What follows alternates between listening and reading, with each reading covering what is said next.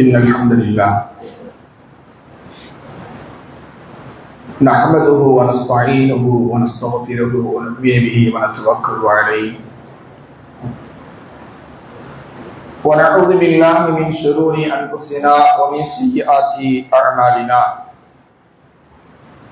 من يهده الله فلا مضل له ومن يضلل فلا هادي له وأشهد أن لا إله إلا الله وحده لا شريك له وأشهد أن محمدا عبده ورسوله أما بعد فقد قال الله تعالى في القرآن الكريم يا أيها الناس اتقوا ربكم الذي خلقكم من نفس واحدة وخلق منها زوجها وبث منهما رجالا كثيرا ونساء واتقوا الله الذي تساءلون به والأرحام إن الله كان عليكم رقيبا يا أيها الذين آمنوا اتقوا الله حق تقاته ولا تموتن إلا وأنتم مسلمون يا أيها الذين آمنوا اتقوا الله وقولوا قولا سديدا يصلح لكم أعمالكم ويغفر لكم ذنوبكم ومن يطع الله ورسوله فقد فاز فوزا عظيما قال نبينا صلى الله عليه وسلم فإن أصدق الحديث كتاب الله وخير الهدي هدي محمد صلى الله عليه وسلم وشر الأمور محدثاتها وكل محدثة بدعة وكل بدعة ضلالة وكل ضلالة في النار اللهم صل على محمد وعلى آل محمد كما صليت على إبراهيم وعلى آل إبراهيم إنك حميد مجيد اللهم بارك على محمد وعلى آل محمد كما باركت على إبراهيم وعلى آل إبراهيم إنك حميد مجيد எல்லா புகழும் புகழ்ச்சியும் ஏக வல்லவனா அல்லாஹ் ஜல்லஷானஹு தஆலா ஒருவனுக்கே உரித்தாகட்டுமாக. அவருடைய சாந்தியும் கருணையும் அவரின் இறுதி தூதர் நம் உயிரினும் மேலான நபிகள் நாயகம் ஸல்லல்லாஹு அலைஹி வஸல்லம் அன்னவர்கள் மீதிலும் அன்னாரின் அடிச்சுவட்டை தன்னுடைய வாழ்க்கையில் அப்படியே பின்பற்றி வாழ்ந்த உத்தம சத்திய சஹாபாக்கள், தாபியீன்கள், தபஅ தாபியீன்கள், உலகத்தில் வாழக்கூடிய முஸ்லிமான ஆண் பெண் நல்லடியார்கள் அனைவர்கள் மீதிலும் குறிப்பாக அல்லாஹ்வுடைய கட்டளைக்கு இணங்க ஜும்ஆவுடைய கடமையை நிறைவேற்றுவதற்காக அவனின் அழைப்பை ஏற்று அல்லாஹ்வுடைய பள்ளிக்கு விரைவாக வந்திருக்கக்கூடிய நம் அனைவர்கள் மீதிலும் இன்ஷா அல்லாஹ் இனி வரக்கூடிய அத்துணை நபர்கள் மீதிலும் எல்லாம் அல்ல அல்லாஹ் ஜல்லஷானஹு தஆலாவுடைய சாந்தியும் கருணையும் என்றென்றும் நின்றும் நிலவற்றுமாக. கண்ணியத்திற்குரிய எல்லாம் அல்ல அல்லாஹுவின் நல்லடியார்களே, அன்பிற்குரிய சகோதரர்களே, சகோதரிகளே, தாய்மார்களே, அல்லாஹுடைய இந்த இறை இல்லத்தில் நம்முடைய ஈமானுக்கு உரம் சேர்க்கக்கூடிய ஜும்ஆவுடைய ஹுத்துபா பிரசங்கத்தை கேட்பதற்காக நாம் எல்லோரும் அல்லாஹ்வுடைய பள்ளிக்கு முன்கூட்டியே வந்திருக்கின்றோம். அல்ஹம்துலில்லாஹ். இங்கே சொல்லப்படக்கூடிய உபதேசங்களை நம்முடைய வாழ்க்கையில் எடுத்து நடந்து நாளை மறுமையில் வெற்றி பெற்றவர்களாக நாம் மாறுவதற்கு முற்பட வேண்டும். அதற்கான நிய்யத்தோடு நாம் இந்த ஹுத்துபா பிரசங்கத்தை கேட்க வேண்டும். இன்றைய ஹுத்துபா பிரசங்கத்தில் விட்டு கொடுத்ததும் மன்னிப்பும் என்கின்ற ஒரு தலைப்பின் கீழ் ஒரு சில விஷயங்களை எனக்கும் உங்களுக்கும் நினைவுபடுத்திக் கொள்ளலாம் என்று ஆசைப்படுகிறேன். பொதுவாக இந்த தலைப்பிற்கு நாம் பல்வேறு உரைகளை கேட்டாலும் கூட, எத்தனையோ முறைகள் அதை கேட்டாலும் கூட, அந்த விட்டு கொடுத்தலும் மன்னிப்பும் நம்மிடத்தில் இருக்கிறதா என்று சொன்னால் இல்லை என்ற பதில்தான் பெரும்பாலானவர்களிடத்தில் இருந்து வெளியே வரும். அதனால்தான் அல்லாஹ் ரப்பல் ஆலமீன் இதை பல முறைகள் நாம் பேசியிருந்தாலும் கூட திரும்ப திரும்ப நீங்கள் அதை சொல்லுங்கள். ஏனென்று சொன்னால் எத்தனை முறை நல்ல விஷயங்களை கேட்டாலும் ஷைத்தான் மறைக்கடிக்க செய்து விடுவார். ஒரு தீய விஷயத்தை நாம் ஒரு தடவை சொன்னால் போதும், அது உள்ளத்தில் ஆழமாக போய் பதிந்துவிடும். ஆனால் நன்மையான விஷயங்களை நாம் அடிக்கறுதலும் சொன்னாலும் கூட மறந்துவிடக்கூடிய சூழ்நிலையில் தான் இன்றைக்கு முஸ்லிம்களாகி நாம் இருந்து கொண்டிருக்கிறோம். அதனால்தான் அல்லாஹ் அல் குர்ஆனில் நபியை பார்த்து இந்த வார்த்தையை சொல்கிறான், ஃபதக்கிர், நபியே நீங்கள் உபதேசம் செய்யுங்கள். ஃபஇன்ன ذிக்ரா தன்ஃபஉல் முஃமினீன், நீங்கள் அப்படி உபதேசம் செய்து கொண்டே இருப்பது இருக்கிறதே அது மூமின்களுக்கு பயனை கொடுக்கும். இன்றைக்கு இல்லாவிட்டாலும் என்றைக்காவது ஒரு நாள் அது பயனை கொடுக்கும். அதனால் நீங்கள் செய்து கொண்டே இருங்கள். அந்த அடிப்படையில் தான் விட்டு கொடுத்தலும் மன்னித்தலும் என்ற ஒரு தலைப்பின் கீழ் ஒரு சில விஷயங்களை இங்கே நான் நினைவுபடுத்திக் கொள்ளலாம் என்று ஆசைப்படுகிறேன். அன்பிற்கினிய இஸ்லாமிய உறவுகளே, இன்றைக்கு இஸ்லாமிய சகோதர சகோதரிகளுக்கு மத்தியில் விட்டுக் கொடுக்கக்கூடிய அந்த மனப்பான்மையும், அடுத்தவர்கள் தாங்களுக்கு ஏதாவது ஒரு தீங்கிழைத்து விட்டால் அதை மன்னிக்கக்கூடிய மனப்பான்மையும் இன்றைக்கு குறைந்து போயிருக்கிறது. இதுதான் யதார்த்தம். ஒரு காலத்தில் விட்டுக் கொடுத்தல் என்று சொன்னால் முஸ்லிம்கள் தான், மன்னிக்கக்கூடிய மனப்பான்மையை பெற்றவர்கள் முஸ்லிம்கள் தான், அவர்களை மிஞ்சி யாரும் இல்லை என்ற ஒரு நிலை இருந்தது. ஆனால் இன்றைக்கெல்லாம் அவ்வாறு அல்ல. விட்டுக் கொடுத்தல் மன்னிப்பு என்ற வார்த்தை இன்றைக்கு வார்த்தையின் அளவில் தான் இருக்கிறதே தவிர அதை செயல்படுத்துவது இல்லை. இதனால்தான் இன்றைக்கு இஸ்லாமிய சமூகத்துக்கு மத்தியில் பல்வேறு பிரச்சனைகள், பல்வேறு பிரிவினைவுகள், அந்த விட்டுக் கொடுத்தல் என்கின்ற அந்த மனப்பான்மை இல்லாததின் காரணமாக ஒருவருக்கொருவர் குரோத மனப்பான்மை, கோபங்கள், அடுத்தவருடைய குறைகளை எல்லாம் துருவி துருவி ஆராய்ந்து அதை வெளிப்படுத்துவது, இது போன்ற எல்லா விதமான குணக்கேடுகளும் எங்கிருந்து ஆரம்பிக்கிறது என்று சொன்னால் ஒரு சின்ன விஷயத்தை அவன் நம்ம சகோதரன் தானே, ஏதோ ஒரு சின்ன தவறை செய்து விட்டான், விட்டு விட்டு போவே என்ற அந்த நிலை இன்றைக்கு நம்மிடத்தில் இல்லை. அந்த நிலை இல்லாததின் காரணம்தான் இன்றைக்கு ஒருவருக்கொருவர் பதவி பாராட்டிக் கொண்டிருக்கிறோம்.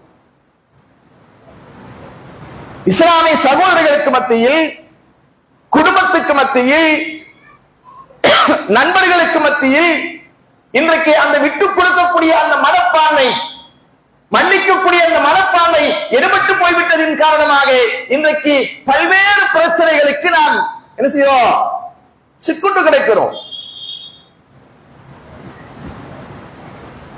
உண்மையில் விட்டுக் கொடுத்தலும் மன்னித்தலும் என்பது மிகப்பெரிய ஒரு விஷயம்தான்.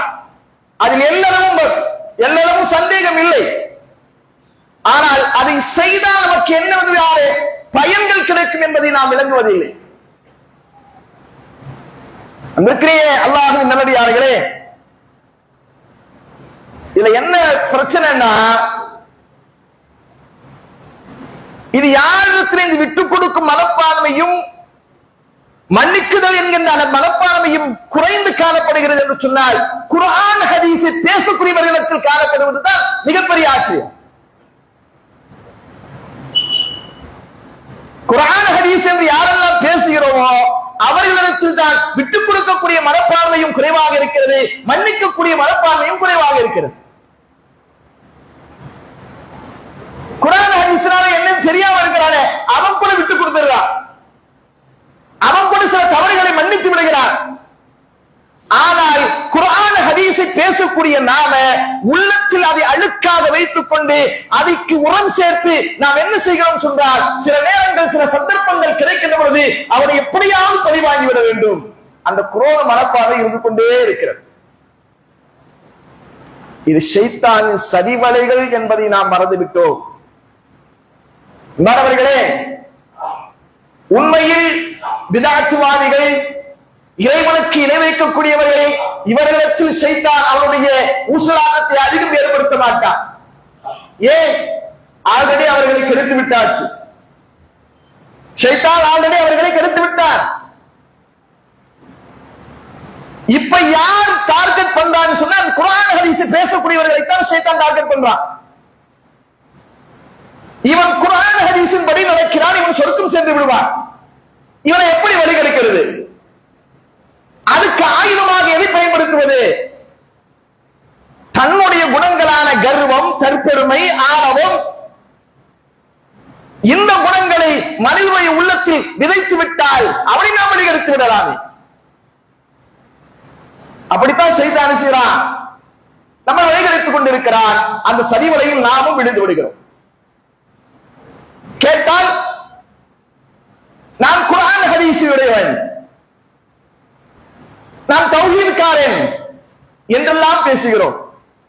அன்பின் இஸ்லாமிய உறவுகளே, ஒன்றை நாம் நினைவில் வைத்துக் கொள்ள வேண்டும்.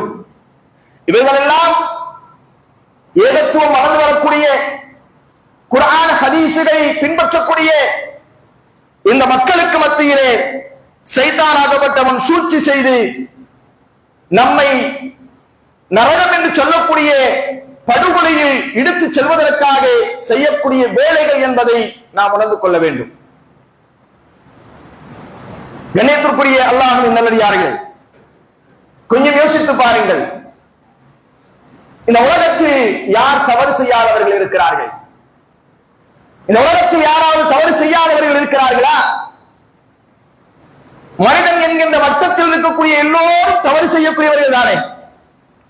அப்படித்தானே அல்லாஹ் நம்மை படைத்திருக்கிறான். அல்லாஹ்வுடைய தூதர் அப்படித்தானே நமக்கு சொல்லித் தருகிறார்கள். குல்லு பனி ஆதம கத்தாவும், ஆதமுடைய பிள்ளைகள் அனைவர்களும் தவறு செய்யக்கூடியவர்கள் தான்.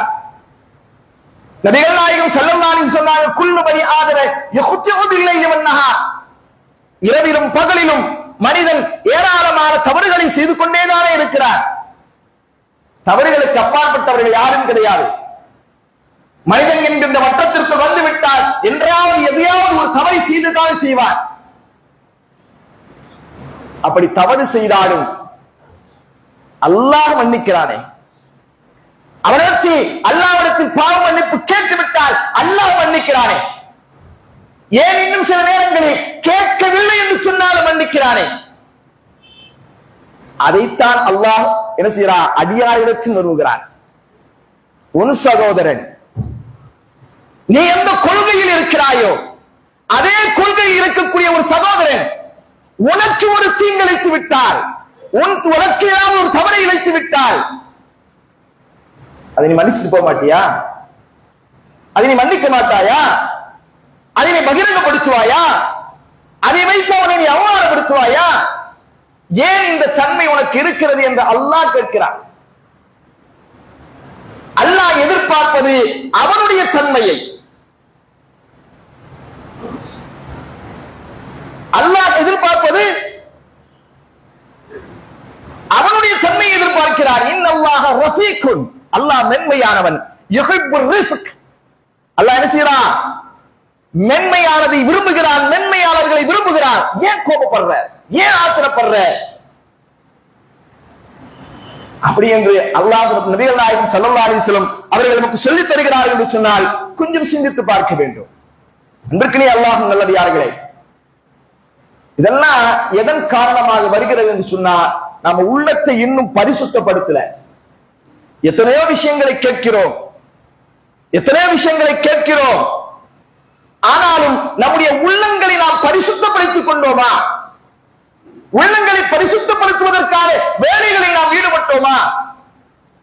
பயான்களை கேட்கிறோம், எத்தனையோ தர்பியாக்களுக்கு செல்கிறோம், எத்தனையோ ஜும்மா குத்துபா பிரசங்கங்களை கேட்கிறோம். ஆனாலும் நம்முடைய உள்ளத்தில் அழுக்காறுகள் இன்னும் ஓடிக்கொண்டுதானே இருக்கிறது. நபிகள் நாயகம் ஸல்லல்லாஹு அலைஹி வஸல்லம் சொன்னார்கள், இன்னபில் ஜஸதி முத்கா, மனிதனுடைய சரீரத்தில் ஒரு சதை துண்டு இருக்கிறது. மனிதனுடைய சரீரத்தில் ஒரு சதை துண்டு இருக்கிறது. இதா ஸலஹத் ஸலஹல் ஜஸது குல்லுஹு, அது சரியாக இருக்கும் என்று சொன்னால் சரீரம் அனைத்தும் சரியாக இயங்கும். வைதா ஃபஸதத் ஃபஸதல் ஜஸது குல்லுஹு, அது ஃபஸாதாகிவிட்டால், அது கெட்டுவிட்டால் உடல் அனைத்தும் கெட்டுவிடும். அலா, அறிந்து கொள்ளுங்கள், வஹிய அல் கல்ப், அதுதான் இதயம் என்று சொன்னார்கள் இறுதி தூதர் நபிகள் நாயகம் ஸல்லல்லாஹு அலைஹி வஸல்லம். அந்த இதயத்தை பரிசுத்தப்படுத்துவதற்காக நாம் எதையாவது செய்திருக்கிறோமா? என் உள்ளம் தூய்மையான உள்ளமாக இருக்க வேண்டும் என்பதற்காக அல்லாஹ்விடத்தில் என்றைக்காவது பிரார்த்தனையாவது புரிந்திருக்கிறோமா? கொஞ்சம் யோசித்து பாருங்கள்.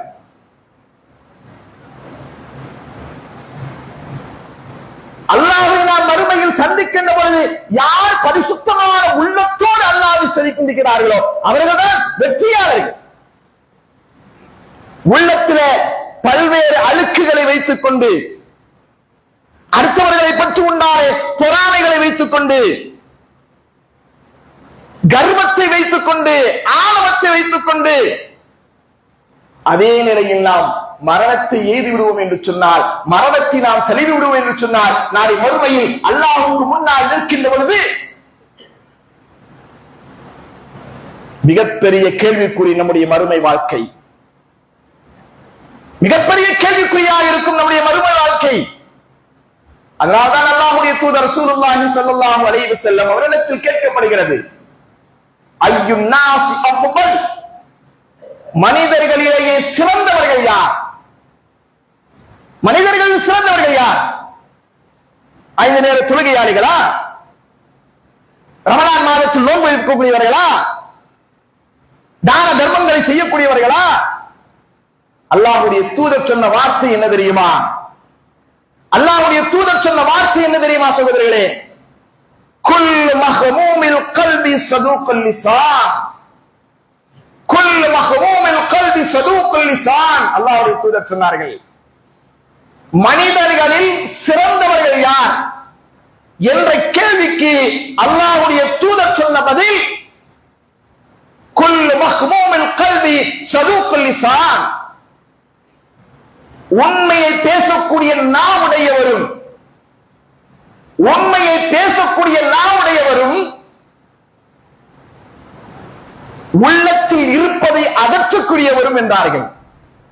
இப்படி சொன்னாங்க, உண்மையை பேசக்கூடிய நாவுடையவர், உள்ளத்தில் இருப்பதை அகற்றக்கூடியவர். சஹாபாக்களுக்கு புரியல, சஹாபாக்களுக்கு புரியல. அல்லாஹ்வின் தூதரே, அல்லாஹ்வின் தூதரே, சதுக்குல் லிசானின் ஆரிஃபுஹு, உண்மையை பேசக்கூடிய நாவுடையவர் என்பதை நாங்கள் அறிவோம். ஃபமா மஹ்மூமுல் கல்ப், அதென்ன மஹ்மூமுல் கல்ப்? உள்ளத்தில் உள்ளதை அகற்றக்கூடியவர் என்று சொன்னால் என்ன பொருள், என்ன மயனா யா ரசூலல்லாஹ், என்ன அர்த்தம் கேட்கிறார்கள். அல்லாஹ்வுடைய தூதர் சொன்னார்கள், ஹுவ அத்தகியு, அவர் எப்படிப்பட்டவராக இருப்பார் தெரியுமா? மஹ்மூமுல் கல்புடையவர் என்று சொன்னால் யாரு தெரியுமா? அத்தகியு, இறையச்சமுடையவராக இருப்பார். முதல் வார்த்தை சொன்னாங்க. எல்லாவற்றுக்கும் இறையச்சத்தை தன்னுடைய உள்ளத்தில் கொண்டு வந்துவார். இறையச்சம் அவர்களுக்கு மேலும் இருக்கும். இரண்டாவதாக சொன்னாங்க, அந்நகியு, பிறருடைய குறைகளை கூறுவதை விட்டும் தன்னை நீக்கிக் கொண்டவர். எந்த ஒரு சூழ்நிலையிலும் அடுத்தவருடைய குறைகளை பார்க்க மாட்டார். தன்னிடத்தில் என்ன குறை இருக்கிறது, தான் என்ன குறைவுடையவனாக இருக்கிறேன், நான் சரியாக தொழுகிறேனா, நான் சரியாக நோன்பு வைக்கிறேனா, நான் அடுத்த முறைகளுக்கு சிறந்த முறையில் நடந்து கொள்கிறேனா என்று சொல்லி தன்னைத்தானே கேள்வி கேட்டுக் கொள்வார். பிறருடைய குறைகளை துருவி துருவி ஆராய்ந்து அவர் என்ன செய்தார், இவர் என்ன செய்தார், இப்படி எல்லாம் பார்க்க மாட்டார். அந்நகியு, நகியு என்று சொன்னால் பிறனுடைய குறைகளை துருவி துருவி ஆராய்ந்து விட்டும் நீங்கி இருக்கக்கூடியவர். ஒரு மூமினின் மீது நல்ல எண்ணம் கொண்டவர். லா இஸ்ம ஃபீஹி, அந்த உள்ளத்தில் எந்த விதமான பாவங்களும் இருக்காது. சில ஆட்கள் வெளியில பாவம் செய்வான், வெளிரங்கத்தில் பாவம் செய்வான், அது பாவம் என்று தெரியாம செஞ்சிருவான். சில ஆட்கள் வெளிரங்கத்தில் பாவம் செய்ய மாட்டாங்க, உள்ளத்தில் பல கசதிகளை வைத்திருப்பார்கள். லா இஸ்ம ஃபீஹி, அவருடைய உள்ளத்தில் எந்த விதமான பாவக்கரைகளும் இருக்காது. வலா பகிய வலா கில்ல வலா ஹஸத, எந்த விதமான பாவமும் எந்த விதமான கோபமும் எந்த விதமான குரோதமும் எந்த விதமான பொறாமையும் அவருடைய உள்ளத்தில் இருக்காதே. இவர்தான் மஹ்மூமுல் கல்ப், இவர்தான் மஹ்மூமுல் கல்ப், உள்ளத்தில் உள்ளதை அகற்றக்கூடியவர். கொஞ்சம் யோசித்து பாருங்கள், இந்த உள்ளம் இருக்கிறதே, இந்த கல்ப், அது ஒரு சுமை தாங்கியை போல நல்லதையும் ஏற்றுக்கொள்ளும் கெட்டதையும் எடுத்துக்கொள்ளும். நல்லதும் உள்ளத்துக்கு வரும், கெட்டதும் உள்ளத்துக்கு வரும். ஆனால் ஒரு மூமின் எப்படி இருக்கணும்? நல்லதை வைத்து விட்டு தீயதை வெளியே தள்ளிடணும். போ, இதைதான் இஸ்லாம் எதிர்பார்க்கிறது, இதைதான் இஸ்லாம் எதிர்பார்க்கிறது. அந்த தன்மை நம்மிடத்தில் வந்து விட்டதா என்று நம்மை நாம் உரசி பார்க்க வேண்டும் சகோதரர்களே. தொழுதாச்சு, நோன்பு வச்சாச்சு, ஜகாத் கொடுத்தாச்சு, பள்ளிவாசலுக்காக வாரி வாரி வழங்கியாச்சு, எல்லாம் செய்தாச்சு. உள்ளத்தில் அடுத்தவர்களை பற்றி உண்டான குரோதமும் கோபமும் நயவஞ்சக தன்மையும் இருக்கும் என்று சொன்னால் நீ செய்த எந்த நல்ல காரியங்களும் அல்லாஹ்விடத்தில் ஒன்றுமில்லை, அல்லாஹ்விடத்தில் ஒன்றும் கிடையாது. ரசூலுல்லாஹி ஸல்லல்லாஹு அலைஹி வஸல்லம், அதனால்தான் அல்லாஹ்வுடைய தூதர், இறையச்சத்தின் உச்சாணியில் இருக்கக்கூடியவர்கள், அல்லாஹ்வை மிகவும் பயப்படக்கூடியவர்கள், ஒரு சிறிது நேரம் கூட அல்லாஹ்வை விட்டும் அந்த திக்ரை விட்டும் அந்த எண்ணத்தை விட்டும் கொஞ்சம் உள்ளம் தடுமாறிவிட்டால் அந்த அளவுக்கு அச்சம் கொள்வார்கள் அல்லாஹ்வுடைய தூதர் ரசூலுல்லாஹி ஸல்லல்லாஹு அலைஹி வஸல்லம். அதனால் தான் தூய்மையான உள்ளத்தை கேட்டு ரசூலுல்லாஹி ஸல்லல்லாஹு அலைஹி வஸல்லம் துஆ செய்றாங்க. ஏன்னா தூய்மை இல்லாத உள்ளம் இருக்கிறதே, அது தீமைக்கு உங்களை அழைத்து செல்லும். தூய்மையான உள்ளம் தான் தூயவனான அல்லாஹ்வுடைய நினைவு என்றும் நிலைத்திருக்கும். அதனால்தான் அந்த உள்ளத்தை கூட யா அல்லாஹ் அல்லாஹும்ம ஆதி நஃப்ஸி தக்வாஹா, இறைத்தூதர் கேட்பார்கள், யா அல்லாஹ் என் உள்ளத்தில் தக்குவாவை, இறையச்சத்தை, அதாவது குற்றங்களிலிருந்து விலகி இருக்கும் பண்பை எனக்கு கொடு. அல்லாஹ்வுடைய தூதர் கேட்பார்கள், அல்லாஹும்ம ஆதி நஃப்ஸி தக்வாஹா, அல்லாஹும்ம ஆதி நஃப்ஸி தக்வாஹா. என்னைக்காவது அல்லாஹ்விடத்தில் இந்த துஆவை கேட்டு இருக்கிறோமா சகோதரர்களே? எத்தனையோ நன்மையான காரியங்கள் செய்கிறோம், ஆனால் அந்த நன்மைகளை இழக்கக்கூடிய, நன்மைகள் இல்லாமல் போகக்கூடிய எத்தனையோ காரியங்கள் ஈடுபட்டு விடுகிறோம். அதெல்லாம் எதிலிருந்து ஏற்படுகிறது? இந்த உள்ளத்திலிருந்து தானே, அந்த இதயத்திலிருந்து தானே வருகிறது. நான் அதை செய்தேன், இதை செய்தேன், அப்படி செஞ்சேன், இப்படி செஞ்சேன், யாரும் என்னை பாராட்டவில்லையே, யாரும் என்னை போற்றவில்லையே, யாரும் என்னை புகழவில்லையே, நான் என்ன செய்து என்ன பலன் என்று இந்த உள்ளத்தின் மூலமாகத்தானே நினைக்கிறோம். அதனால்தான் அல்லாஹ்வுடைய தூதர் சொன்னாங்க, அல்லாஹும்ம ஆதி நஃப்ஸி தக்வாஹா, யா அல்லாஹ் நான் எந்த ஒரு நன்மையான காரியங்கள் செய்தாலும் உனக்காக, உன்னுடைய அச்சத்துக்காக செய்தேன், வேறு யாருக்கும் பயந்து நான் செய்யல. அந்த பண்பு வரணும்னா அல்லாஹ்ட்ட இந்த துஆவை கேட்கணும். வஸக்கிஹா, ரசூலுல்லாஹி ஸல்லல்லாஹு அலைஹி வஸல்லம் தஸ்கியா செய்வாயா. தஸ்கியா என்ன? தர்பியா நடத்துமா இல்லையா? தர்பியத், ஒழுக்கவியல் என்ற ஒரு விஷயத்தை சொல்கிறோமா இல்லையா? தஸ்கியத் என்று சொன்னால் நம்முடைய உள்ளத்தை பரிசுத்தப்படுத்திக் கொள்வது. அதை பரிசுத்தப்படுத்தக்கூடியவன் யார்? ரசூலுல்லாஹி ஸல்லல்லாஹு அலைஹி வஸல்லம் சொல்றாங்க, வஸக்கிஹா, யா அல்லாஹ் அதை நீ தான் பரிசுத்தப்படுத்த வேண்டும். ஏ அந்த கைரு மன் ஸக்காஹா, அதை பரிசுத்தப்படுத்துவதில் நீதான் சிறந்தவனாக இருக்கிறாய். அந்த வலியுஹா வ மௌலாஹா, அதனுடைய பாதுகாவலன், அதனுடைய பொறுப்புதாரி எல்லாம் நீயாக இருக்கிறாய். உன்னிடத்தில் நான் கேட்கிறேன், அந்த உள்ளத்தை கொடு. உன்னை பயப்படக்கூடிய, உன்னை அஞ்சக்கூடிய பரிசுத்தமான அந்த உள்ளத்தை கொடு என்று அல்லாஹ்வின் தூதர் ரசூலுல்லாஹி ஸல்லல்லாஹு அலைஹி வஸல்லம் அவர்கள் கேட்பார்கள் என்று சொன்னால், கொஞ்சம் இந்த நேரத்தில் நாம் சிந்திக்க கடமைப்பட்டிருக்கிறோம்.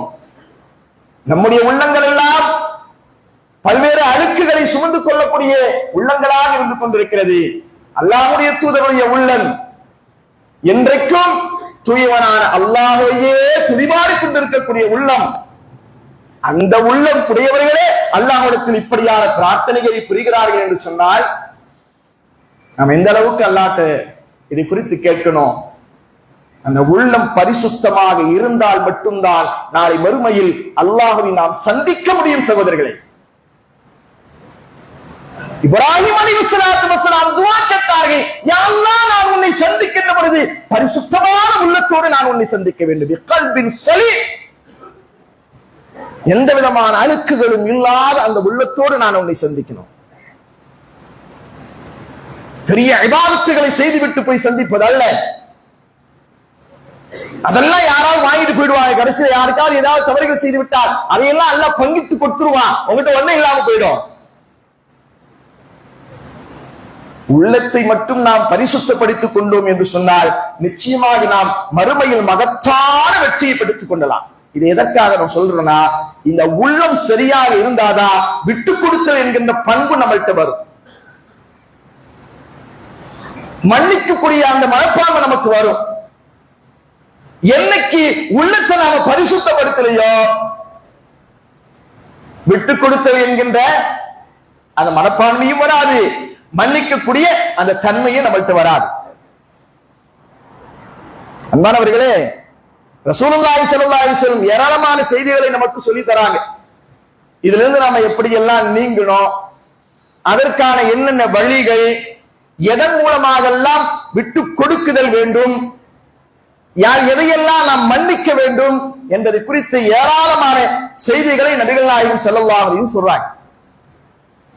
இதுல நம்ம சில விஷயங்களுக்கு நாம குடும்பமாக இருந்தாலும் சரி, நண்பர்களுக்கு வட்டாரங்களில் இருந்தாலும் சரி, பல நேரங்கள்ல நாம கோபப்படுகிறோம். அந்த கோபத்தின் விளைவு பல பிரிவுகள், பல பிணக்குகள், பிரிவுகள் உண்டாகி விடுகிறதா இல்லையா? சும்மா கொஞ்ச நேரம் தான் நாம கோபப்படுறோமே என்கின்ற அதை உணராமல் திடீரென்று கோபப்பட்டு விடுகிறோம். யாராவது எதையாவது சொல்லிவிட்டால்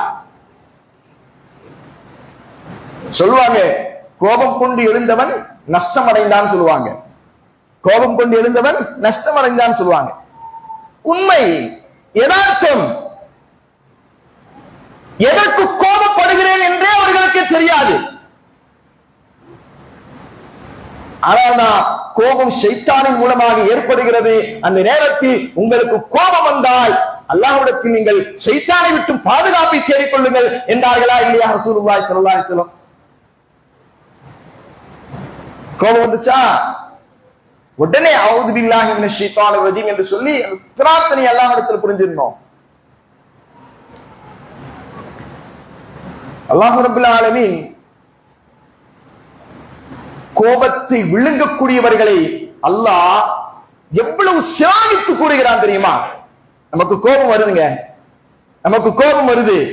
யாராவது எதையாவது நம்ம சொல்லிவிட்டால் நமக்கு பயங்கரமான கோபம் வருது. அதை அப்படி விழுங்கிக் கொள்வது, நமக்கு நாமே விழுங்கிக் கொள்வது. அது துப்பிடக்கூடாது. என்ன செய்யணுமா? விழுங்கிக் கொள்ள வேண்டும், துப்பிடக்கூடாது. நாம நிறைய பேர் துப்ப செஞ்சிடறோம். கோபம் வந்துருச்சுன்னா சொல்லுவாங்க, கோபத்தெல்லாம் வெளிக்காட்டிடு அப்படின்வாங்க. அதன் விளைவுதான் பல பிரச்சனைகள். சில நேரங்கள்ல கோபங்களை நாம் விழுங்கிக் கொள்ள வேண்டும். அல்லாஹ் இதை மூமின்களுடைய பண்பாக, இறையச்சவாதிகளின் பண்பாக அல்லாஹ் பேசுகிறார். அல்லதீன யுன்ஃபிகூன பிஸ்ஸர்ராஇ வல்லர்ரா.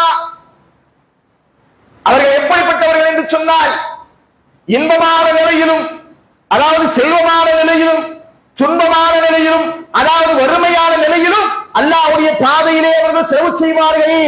அல்லாஹ் இந்த பண்பை சொல்லிவிட்டு அடுத்த பண்பாக வல் காலிமீனல் கைல், கோபத்தை அவர்கள் விழுங்கிக் கொள்வார்கள். தனக்கு யாராவது துரோகம் செய்து விட்டால், அநீதி செய்து விட்டால், தவறு இழைத்து விட்டால் உடனே ரியாக்ஷன் கொடுக்க மாட்டாங்க. என்ன செய்வாங்களா? கோபத்தை விழுங்கிக் கொள்வார்கள். மனிதர்களை மன்னித்து போப்பா, நீ எனக்கு செய்த கோபத்தை நான் மன்னிச்சுட்டே போ அப்படின்னு விட்டு விடுவார்கள். இவர்கள் தான் இறையச்சவாதிகள், இவர்கள் தான் உண்மையான ஈமான்தாரிகள். இவர்களை தான் அல்லாஹ் என்ன சொல்றார்? வல்லாஹு யுஹிப்புல் முஹ்சினீன். இவ்வாறு அழகான நன்மை செய்பவர்களை தான் அல்லாஹ் விரும்புகிறார். எது நன்மையான காரியம் சொல்றான் அல்லாஹ்? கோபத்தை விழுங்குவது நன்மையான காரியம் என்று அல்லாஹ் சொல்கிறார். அவர்களை அல்லாஹ் விரும்புவதாக அல் குர்ஆனில் பதிவு செய்கிறார் என்று சொன்னால் நாம கொஞ்சம் யோசித்து பார்க்க வேண்டும். எனவே அன்பின் இஸ்லாமிய உறவுகளே, வெறும் இபாதத்தை மட்டும் சொல்லிக் கொடுக்கக்கூடிய மார்க்கம் அல்ல இது. பரஸ்பர வாழ்க்கை, குடும்ப வாழ்க்கை, கூட்டு வாழ்க்கை புரிவோம். அல்லாஹ் ரப்பல் ஆலமீன் நாம் செய்யக்கூடிய கேட்கக்கூடிய அந்த பிரார்த்தனைகளின் பிரகாரம் நம்முடைய உள்ளத்தை பரிசுத்தமான உள்ளமாக ஆக்கி, அல்லாஹுவை அஞ்சக்கூடிய உள்ளமாக ஆக்கி, நம்முடைய அதாவது நமக்கு யாராவது தவறுகள் இழைத்து விட்டாலும் அந்த தவறை மன்னிக்கக்கூடிய மனோபக்குவத்தை வல்ல ரஹ்மான் நம் அனைவர்களுக்கும் வழங்குவானாக.